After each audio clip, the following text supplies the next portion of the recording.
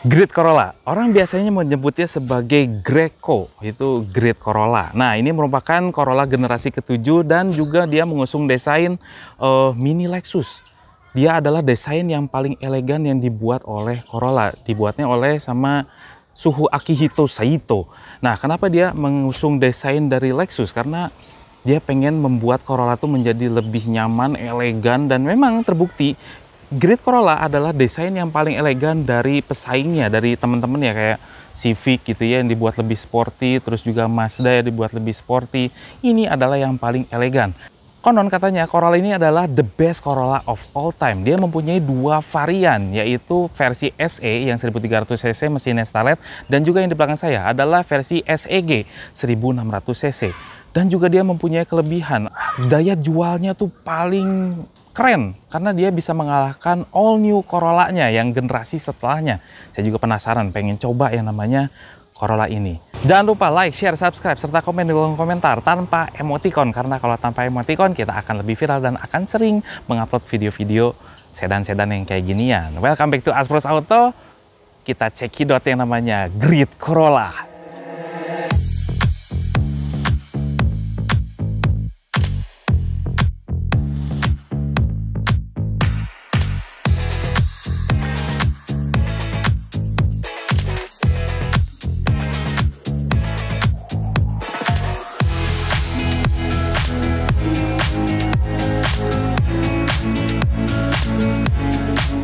Di bagian depannya, Grid Corolla itu seperti ini, dia paling elegan.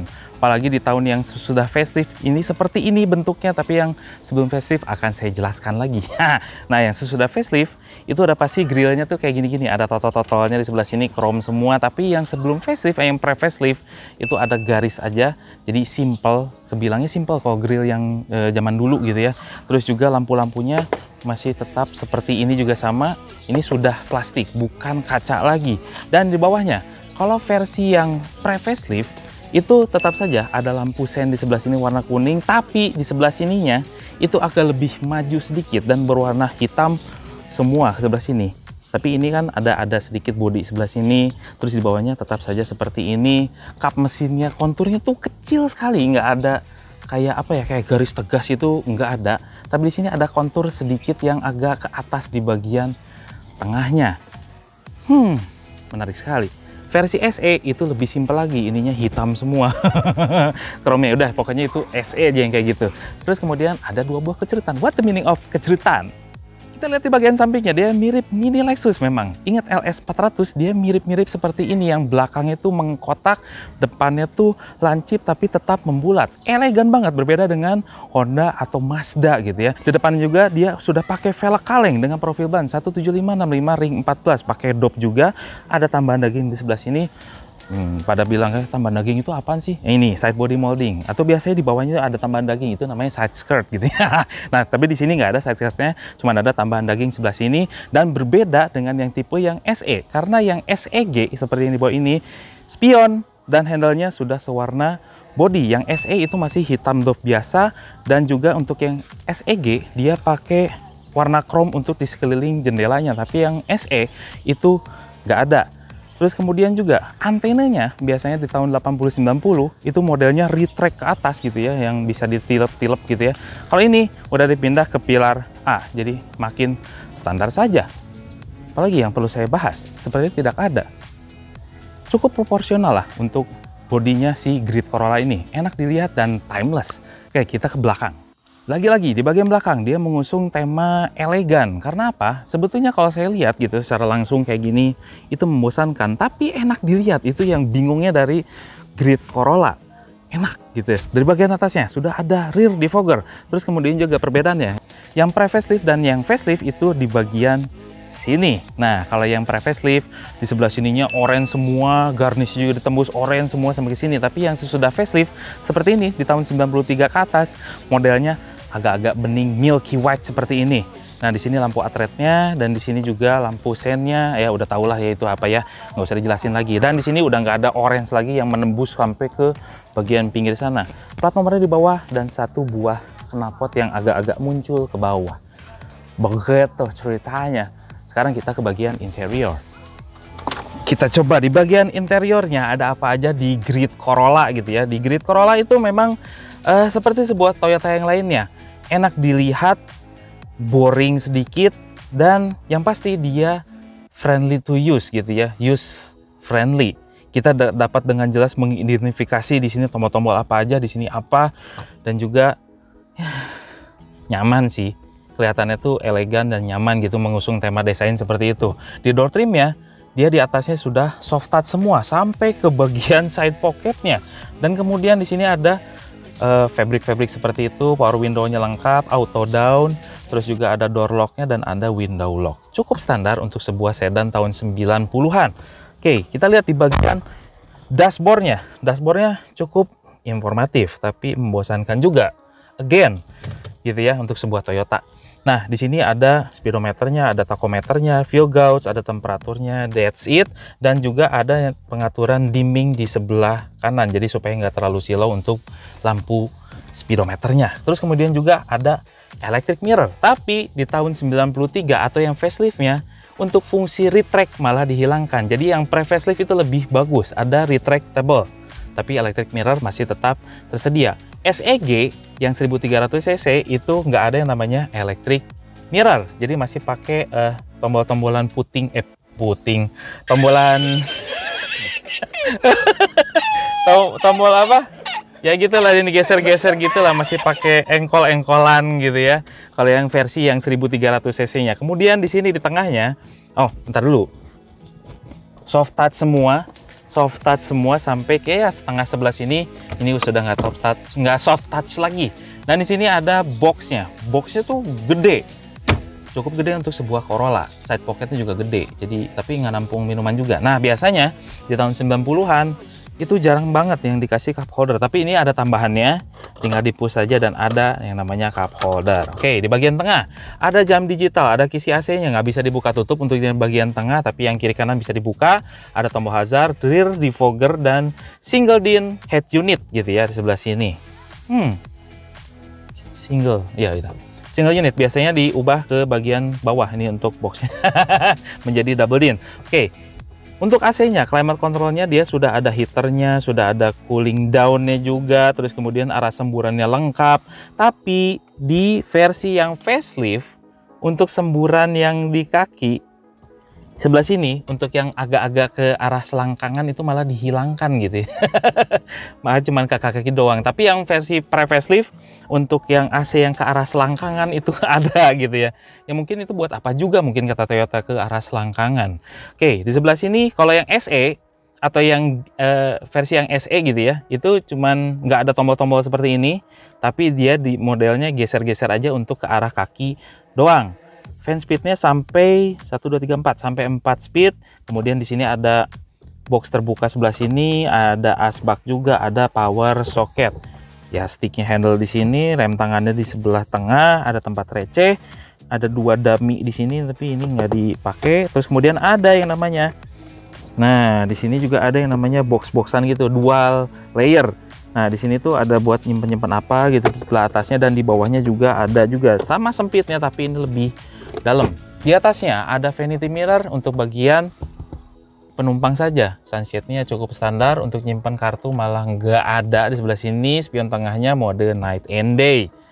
Jok-joknya ini saya suka karena dia modelnya model bludru gitu ya, bukan model karung gitu ya kayak Mitsubishi. Kadang-kadang kalau Toyota itu modelnya model bludru gini, tapi memang kalau bludru memang agak sulit dibersihkan gitu. Tapi saya suka, nyaman duduknya, betah aja gitu duduknya kalau pakai bludru. Saya lebih senang bludru daripada kulit-kulitan. Nggak tahu kenapa. Kita ke belakang. Oke, kita cek di row keduanya seperti apa. Kelihatannya sih untuk lututnya tersisa untuk 2 jari, headroomnya tapi masih cukupan lah, nggak terlalu gede-gede juga sih. Nggak nyangka aja, Grid Corolla ternyata tidak senyaman yang dibayangkan. Terus senderannya memang enak, headrestnya kurang tinggi gitu sedikit ya, ini model itu menyatu. Terus kemudian door trimnya itu senada dengan yang di depan, soft touch semua sampai ke bagian bawah, dan ada fabricnya juga. Di tengah ada asbak, ada gundukan yang agak gede, bahkan di belakangnya nggak ada backseat pocket, itu nggak ada. Kita duduk di tengah, rasanya seperti apa? Dan lumayan sempit. Ada gundukan juga di bagian tengahnya, jadi lebih tinggi sedikit. Terus ada seat belt, dan ini senangnya di Grid Corolla masih bisa mengakses bagasi dari jok belakangnya dengan pelipatan 60-40. Oke lah. Nah, speakernya tumen-tumenan nih untuk tahun 90 itu masih di bagian belakang. Ya, mengarahnya agak ke depan. Lucu juga nih speakernya. Dah. Oke, sekarang kita lihat bagasinya. Untuk membuka bagasinya biasa dua cara, seperti biasa dari congkelan yang di sebelah driver dan juga anak kunci yang ada di sini agak-agak nyumput di mika lampunya. Dan gedenya segimana? Wow, ini cukup besar sekali. Dan senangnya Corolla itu lekukan yang di bagian dalamnya untuk yang spakbor roda gitu ya, itu tidak terlalu menyita ruang bagasi, makanya tetap lebar seperti biasa. Untuk di Corolla Twin Cam aja udah lebar, ini lebih lebar lagi daripada Corolla Twin Cam, lebih besar gitu ya kapasitas bagasinya. Sekarang kita lihat mesinnya.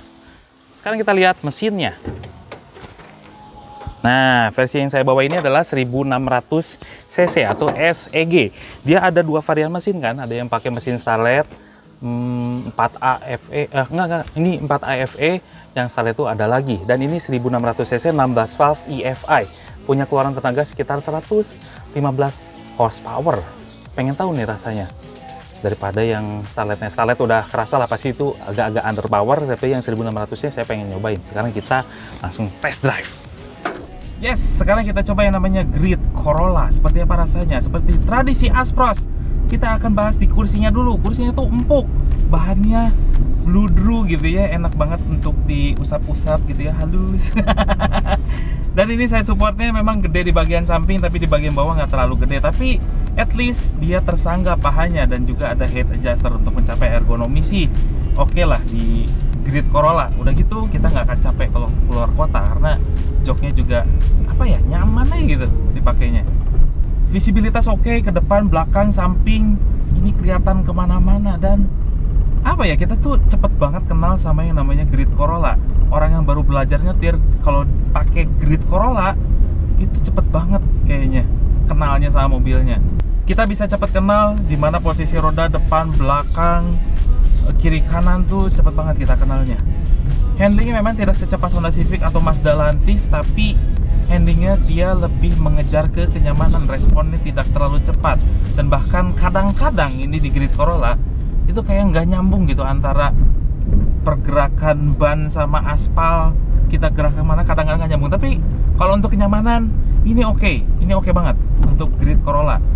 Untuk dipakai cruising, nyantai-nyantai, itu cocok banget pakai Grid Corolla. Suspensinya ini empuk. Udah langsung saya bilang empuk, mengayun, enak. Udah lah, ini bawa aura-aura dari Lexus gitu ya. Jadi nyamannya tuh dapat, mengayunnya dapat. Penumpangnya pasti cepet tidur kalau pakai Greco. Itulah kenapa banyak banget yang masih melihara Greco, karena nyamannya tuh nggak bisa disamain mobil-mobil yang zaman sekarang. Berbeda sekali. Nyamannya tuh kayak sedan kelas menengah, bukan sebuah Corolla. Corolla yang sekarang itu agak-agak keras. Ini beda banget ini. Empuk, enak aja gitu dipakainya. Dipakai sehari-hari tuh nggak akan capek gitu pakai nyetirnya gitu, walaupun ini sebuah transmisi manual gitu yang mestinya dia agak pegel. Tapi ini aduh, kebayar semua kenyamanannya di Greco. Mesin yang digunakan oleh Greco 1600 cc 4AFE, 4 silinder saja, segaris gitu ya, DOHC. Dan rasanya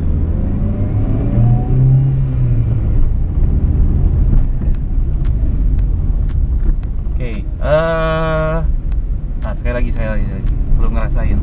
1, 2, 3.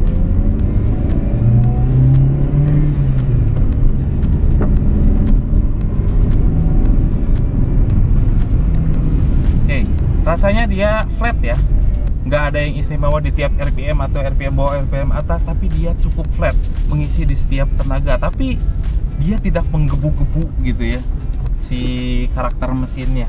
Tapi untuk sebuah sedan kenyamanan ini cocok. Transmisi yang dipakai 5 percepatan manual saja, ada yang maticnya juga. Tapi yang paling banyak dibeli ya versi manualnya, karena katanya Matic-nya tuh agak-agak sesuatu. Padahal itu Matic-nya simple, orangnya aja yang nggak bisa melihara gitu ya. Nah ini perpindahan giginya enak, koplingnya enteng, simple, nggak kaku untuk perpindahan giginya. Jadi menurut saya, terus udah gitu rasio giginya tuh panjang-panjang, gigi satu panjang, gigi dua panjang, jadi tiap gigi itu panjang-panjang. Rem yang dipakai dia cakram di depan, di belakang masih tromol, dan rasanya remnya, oh ini khas Toyota banget. Jadi ditekan dikit aja remnya udah mulai respon, apalagi kalau di rem lebih dalam lagi. Ya emang karakter Toyota kayak gini ya. Cuman saya lebih cocoknya kalau rem itu lebih senang di karakter remnya Nissan. Jadi ditekan dikit aja udah responnya luar biasa gitu ya. Itu Nissan tuh. Jadi di dalam kota konsep BBM-nya untuk pakai Pertalite saja dia bisa menempuh 19 110. Coba, irit banget kan untuk sebuah 1600 cc, tenaganya lumayan seperti ini. Terus kemudian kalau di luar kota bisa lebih irit lagi. Kadang malah ada yang mengklaim untuk luar kota itu bisa 116-an di luar kota. Kekedapan kabin untuk traffic noise agak sedikit terdengar. Atapnya tapi oke, noise roadnya oke, mesinnya agak sedikit masuk. Tapi untuk sebuah Corolla pada tahun 90-an ini tergolong kedap. Oke lah untuk Corolla lah. Saya masih bilang oke, kedepan kabin ini nggak parah-parah amat. Lalu apa yang saya pikirkan mengenai grid Corolla? Yang pertama dari desainnya, dia termasuk yang timeless. Lihat. Walaupun memboringkan, tapi ya oke lah, ini tergolong yang timeless, enak dilihat dan elegan. Terus kemudian juga yang saya suka dari perawatannya, karena spare partnya murah. Spare partnya murah, banyak di mana-mana, perawatannya tergolong simple untuk sebuah sedan gitu ya di tahun 90-an. Jadi kalau misalnya dibangun dari 0 sampai ke 90% masih ada untuk di grid Corolla. Dan juga harga jualnya, ini yang saya suka lagi, dia sungguh-sungguh nagen. Bahkan kalau yang misalnya mulus, terus kemudian saya suka dari harga jualnya, tergolong tinggi untuk sebuah sedan yang tua gitu ya tahun 90-an, dan bahkan bisa melebihi dari Corolla All New Corolla itu kalah harganya sama ini, nagennya gitu ya. Udah gitu pajaknya murah, hanya 570.000 saja untuk tahun 95. Murah banget ya, 570.000 udah sama segala macam ya, sama EOCW Kalbi itu 570.000. Dan kalau misalnya ada yang bertanya, ini kok pengen ya mobil ini, bisa tanya aja tuh ke DM ke Instagramnya Kang Sandy. Di situ dijual juga nih Corollanya. Sekian video review mengenai grid Corolla. Apabila sobat suka dengan video ini, klik like, share, subscribe, serta komen di kolom komentar tanpa emoticon. Udah dari awal saya sebutin karena biar kita lebih viral dan kita akan lebih rajin lagi untuk mengupload video-video tentang otomotif yang ada di Indonesia bahkan di luar negeri. Amin. Untuk itu saya Ican, Aspros Auto sign out.